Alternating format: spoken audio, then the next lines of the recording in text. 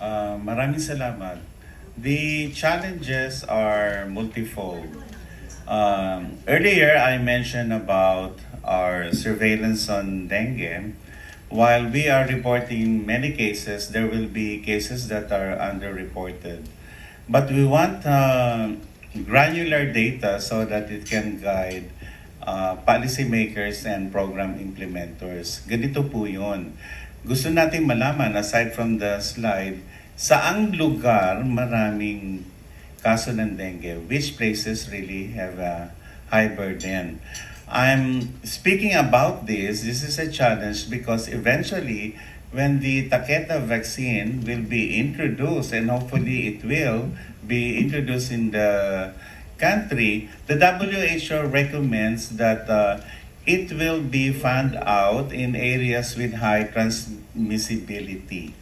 And so we scarcely have data on the seropositivity. Exactly at what age groups do we consider that many Filipinos are already infected with dengue?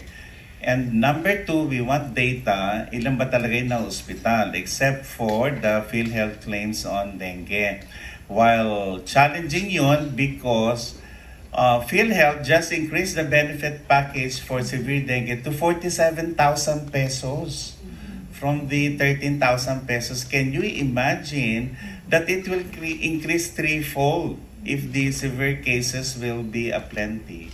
The second challenge is how to integrate the vector control. Everybody does their own thing. They do it now, they forget it the next season because they will say we don't have dengue, so lilo muna tayo. Dengue will win. The mosquitoes will win if we do that. Because it should be sustained. Hindi pwedeng lang yung parang ningas kugon. We'll have these very big launches, we'll have these very big promotions, and then we forget.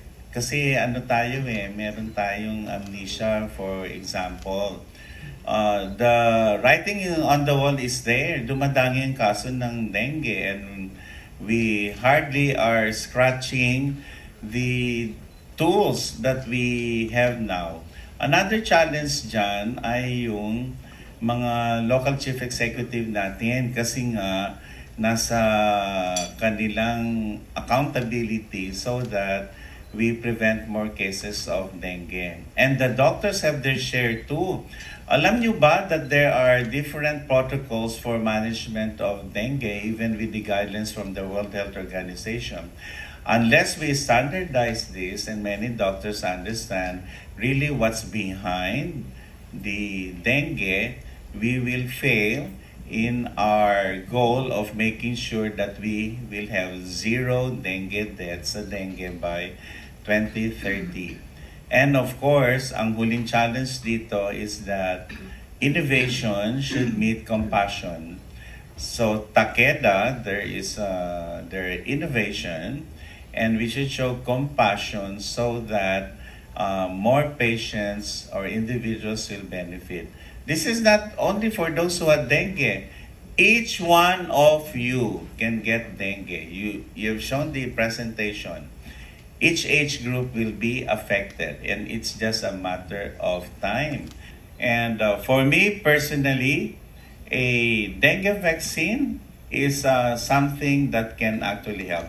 But what actually amazed me is that the partnership between Otsuka Solar Philippines and Takeda, let's give them a round of applause because this can be a model for future participation. It's not only public-private participation, private, and then there's government.